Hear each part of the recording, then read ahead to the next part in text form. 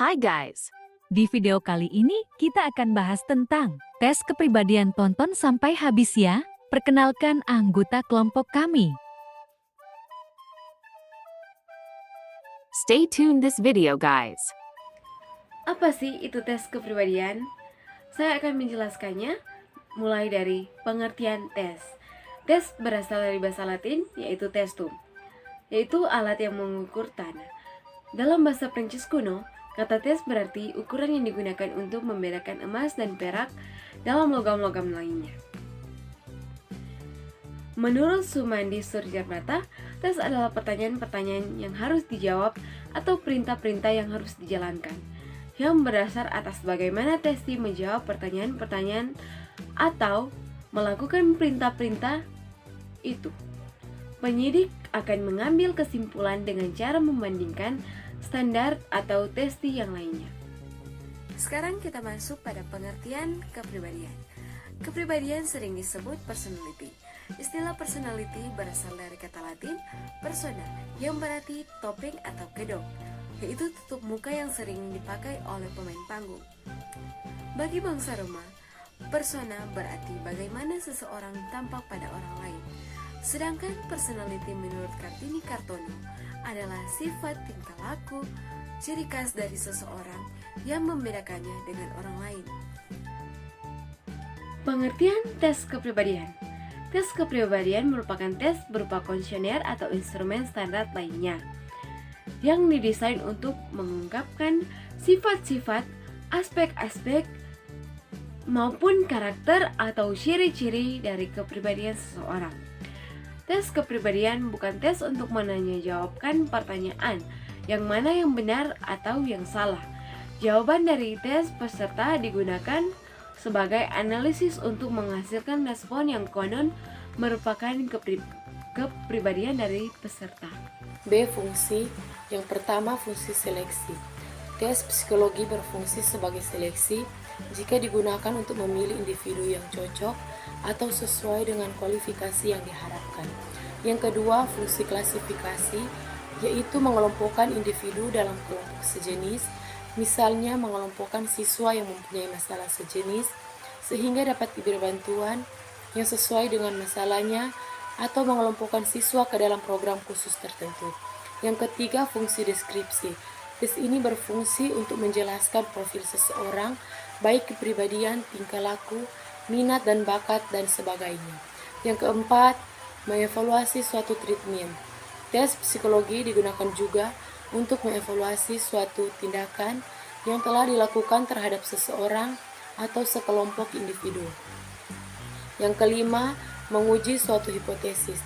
Tes psikologi yang bisa digunakan menguji sebuah hipotesis dan asumsi yang ada. Ini dikarenakan bahwa tes psikologi terbuat atau disusun dari sejumlah penelitian yang ilmiah sebelumnya. Jenis-jenis dari tes kepribadian.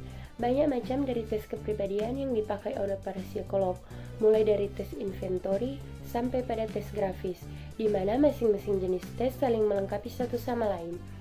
Jenis soal tes kepribadian boleh saya sebut memiliki beberapa macam bagian, di antaranya tes dalam bentuk inventor, bentuk isian, dan tes grafis. Tes kepribadian mencakup dua macam teknik, yaitu self-report inventor dan teknik proyektif. Self-report inventor bersifat melaporkan keadaan diri sendiri mengenai kehidupan tentatif seseorang. Teknik ini disebut berasumsi bahwa individulah yang paling tahu tentang dirinya sendiri, dan individu itu mempunyai kesadaran dan kemampuan untuk menyatakan keadaan dan penghayatannya menurut apa adanya.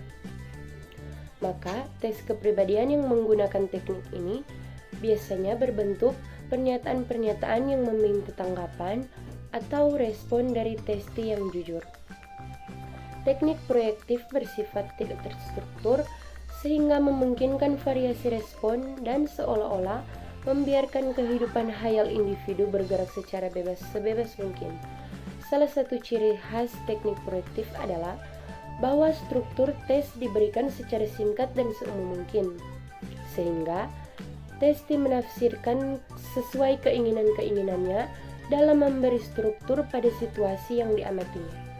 Dengan demikian, seolah-olah materi yang disajikan dalam tes proyeksi merupakan layar terhadap mana pikiran, emosi, aspirasi kehidupan, serta sosial motivasi seseorang dipantulkan atau diproyeksikan.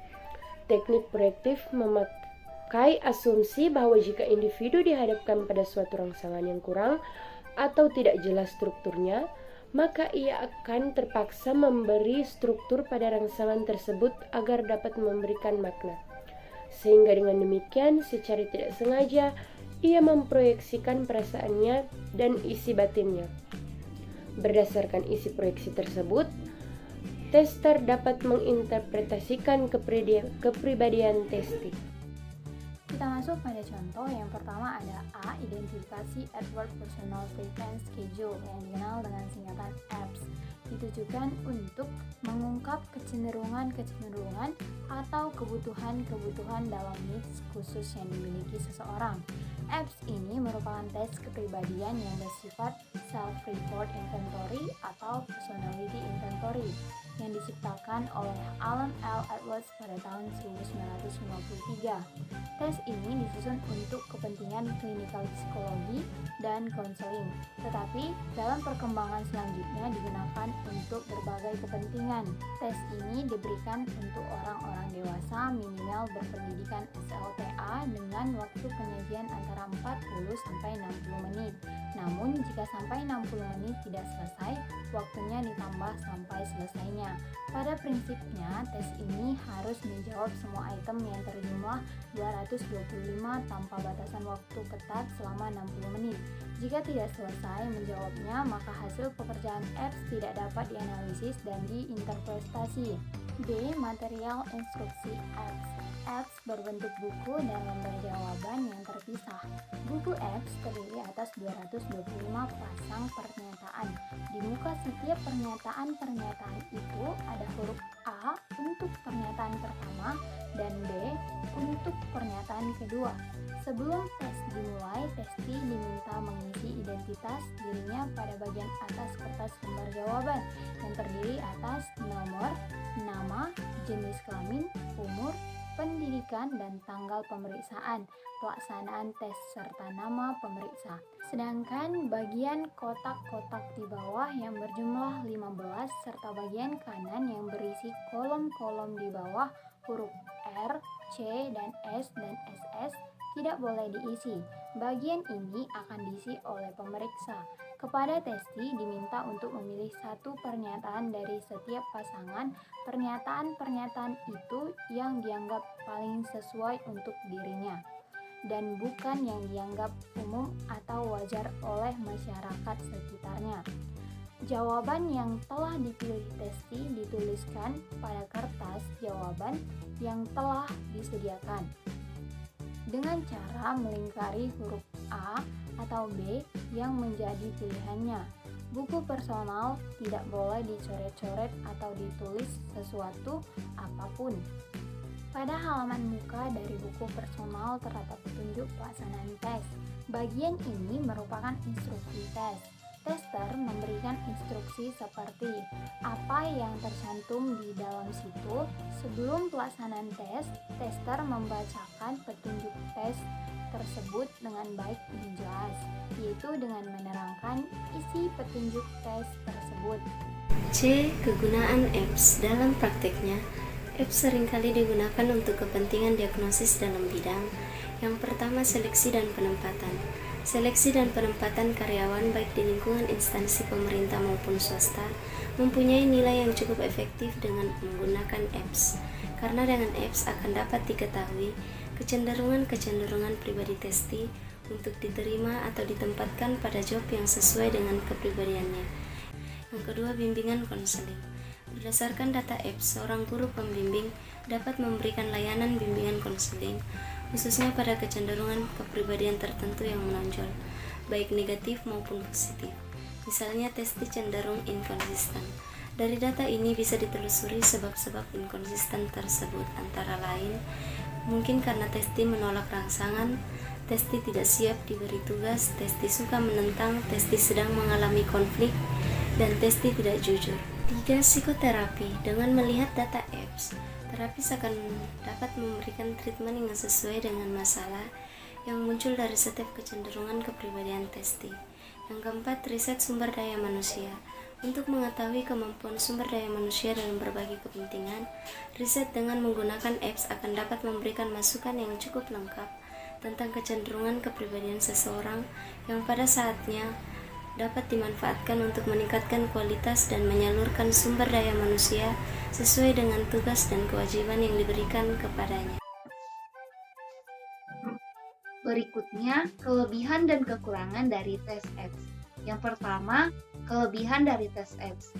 Tes apps ini memiliki beberapa kelebihan, yaitu yang pertama, dapat mendeteksi kejujuran testi, yaitu dengan melihat tingkat konsistensinya. Kemudian yang kedua, individu adalah orang yang paling tahu tentang keadaan dirinya sendiri. Kemudian yang ketiga, dalam penggunaan tes ini ternyata mampu mengungkapkan ada tidaknya suatu atribut pada kepribadian seseorang dan dapat pula diungkapkan seberapa besar kecenderungannya. Kemudian yang kedua, selain dari kelebihan dari tes ini, ternyata terdapat pula kekurangannya. Itu yang pertama, terikat pada budaya. Yang kedua, materinya yang banyak membuat para testi menjadi jemu. Kemudian yang ketiga, bagi korektornya, prosedur skorsing tes ini melelahkan dan menjenuhkan. Kemudian yang keempat, teknik interpretasi secara teknis dan umum membutuhkan keterampilan yang tinggi dari interpreternya. Kemudian yang kelima, sering terjadi pemalsuan jawaban dari testi, baik itu bersifat packing bad maupun packing good.